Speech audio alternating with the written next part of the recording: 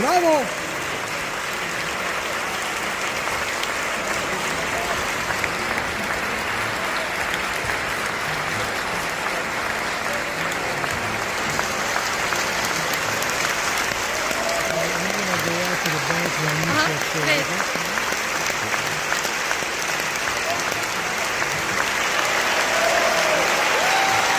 Brawo!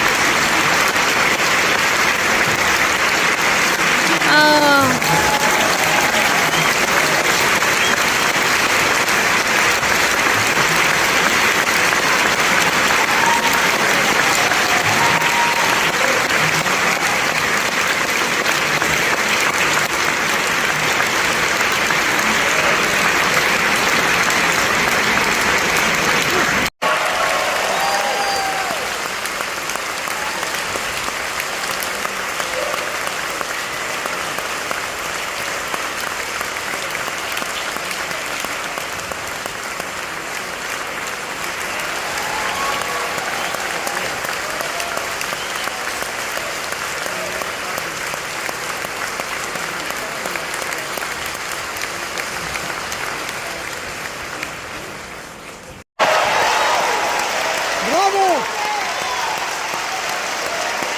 Bravo!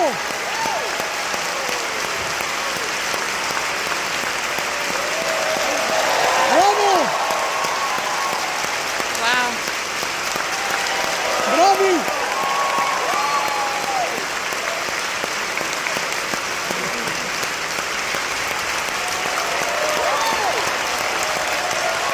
Yes! Bravo! Woo!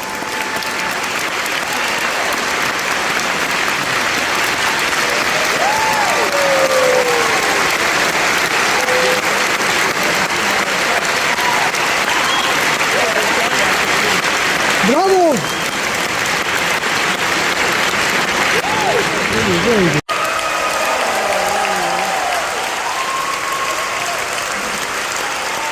Bravo!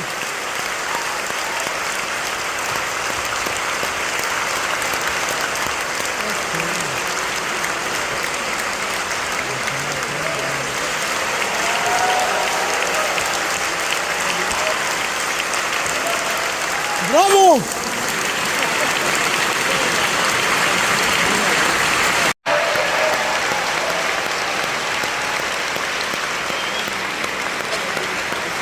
Bravo!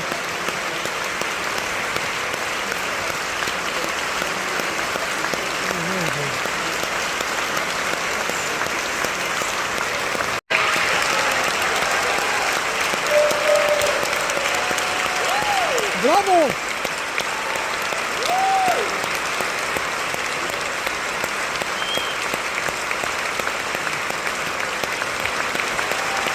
Bravo!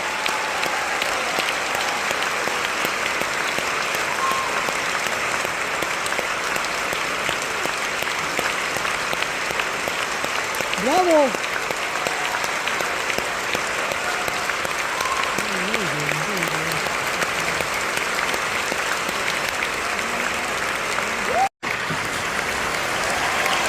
Here it comes.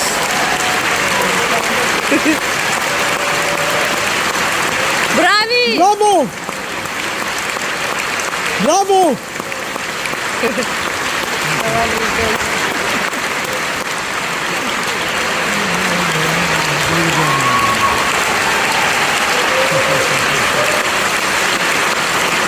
Bravo!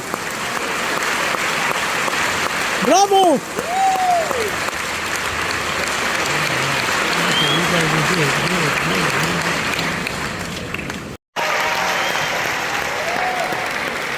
Bravo!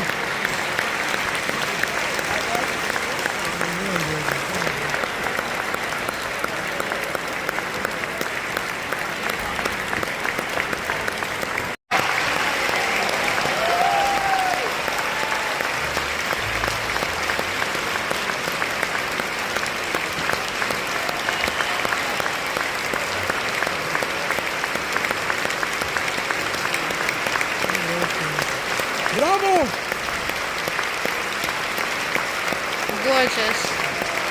Gorgeous. Bravo! Oh, yes! My favorite. Bravo! My favorite man. Bravo! Yes! He deserves that. Bravo! Spectacular orchestra.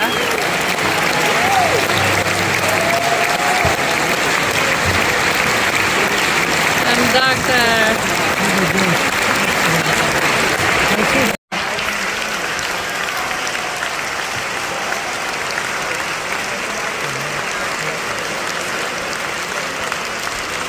Gorgeous girls. Yes. Pretty boys.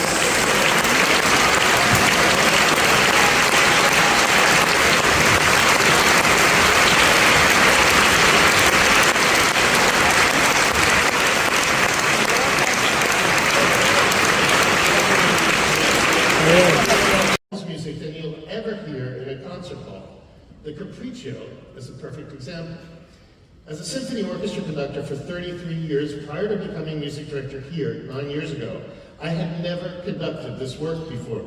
Tonight marks my 35th performance of it. And they have all been with our amazing pianist, Stephen Gosling. Stephen, stand here.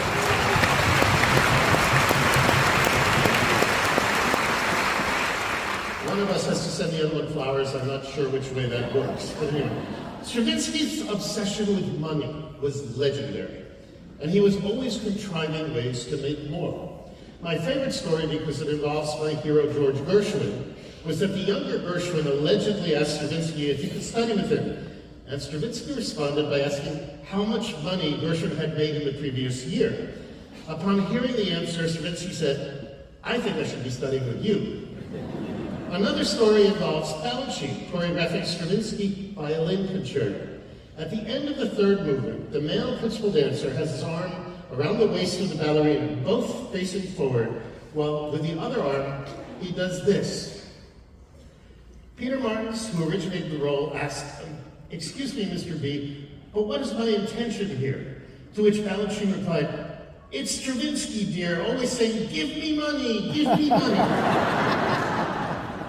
Stravinsky had written his several pieces for piano and orchestra, including a concerto, by 1928, and was supplementing his compositional income by appearing as conductor or piano soloist. The point of all this is that by 1928, Stravinsky realized that he needed to write a new piano orchestra piece for himself to perform, since he had already made the rounds with his older works. His plan succeeded. He got many performances, and his choice of the title Capriccio instead of concerto helped characterize a piece that is far more intent on humor rather than traditional musical structure. But the actual beginning doesn't seem very funny at all.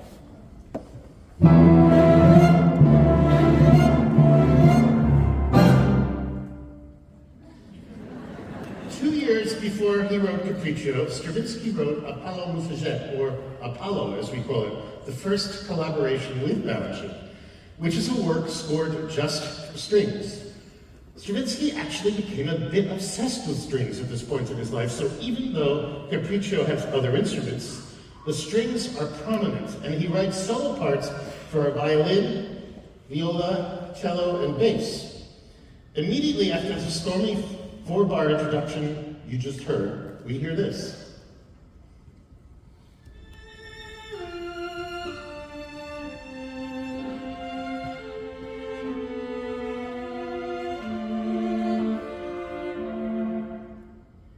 The whole intro repeats again, and the curtain goes up. This is one of the most fun aspects of being part of a Rubies performance.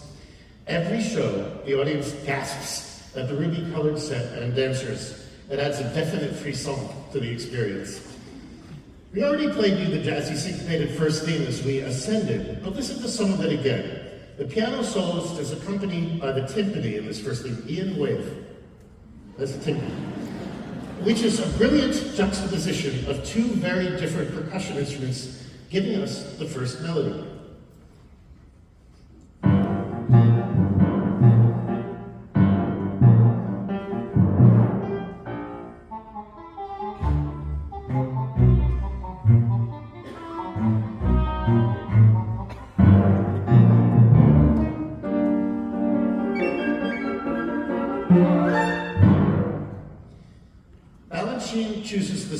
theme to introduce us to the lead couple. They enter to this joyous music.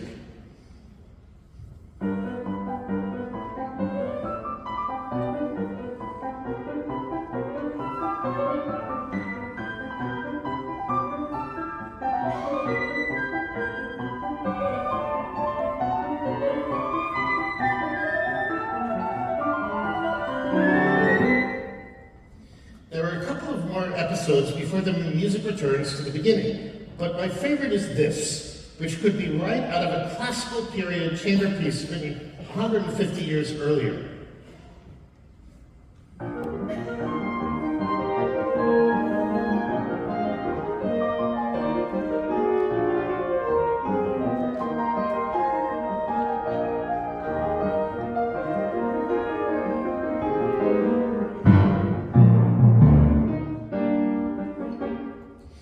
As you heard, the first theme returned. All the material we played you actually returned, slightly altered, including the introduction.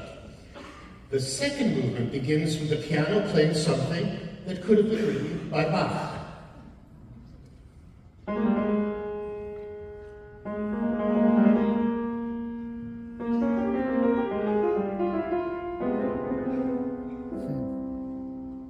Stravinsky admits that a huge influence for this movement was making the piano sound like a very ethnic Eastern European folk instrument called the cimbalom. The cimbalom is a hammered dulcimer, and it sounds fascinating, Stravinsky. The many rapidly repeated notes and gypsy-like rhythmic gestures run throughout, but none more clearly than the brief solo for the piano at the end of the second movement.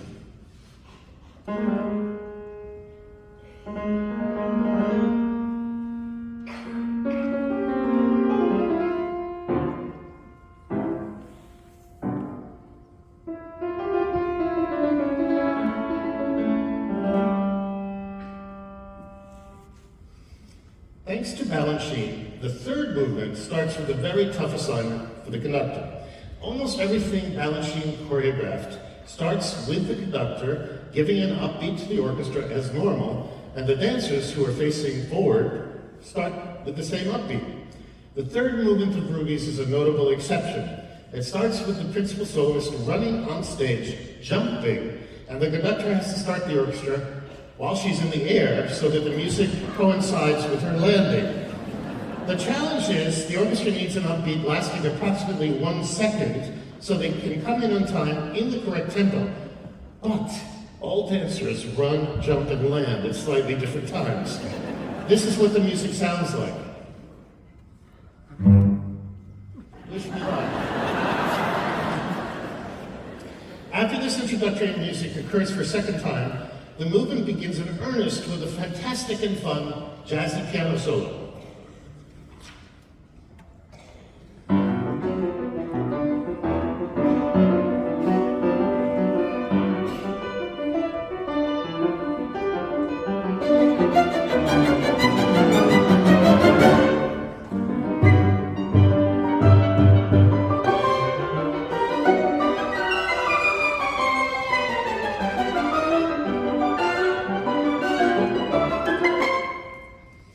The movement is full of riotous and unceasing energy. Stravinsky even finds a moment to bring back the cimbalom from the second movement.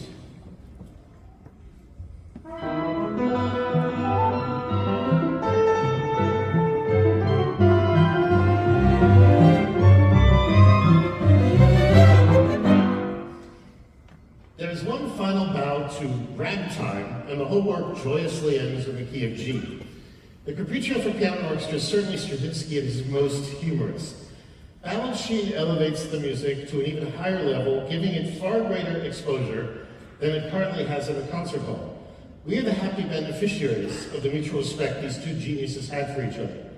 Stravinsky certainly nailed it when he said, "To see Balanchine's choreography is to hear music with one's eyes." As we descend, we will play you the joyous final moment of Rubies. Please join me in thanking Stephen Gosling and the New York City Ballet Orchestra.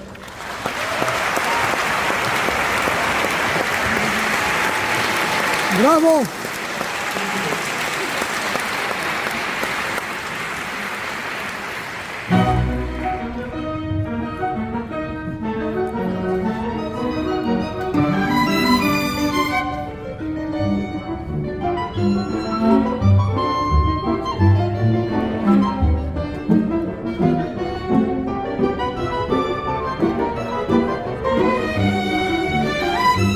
Balanchine's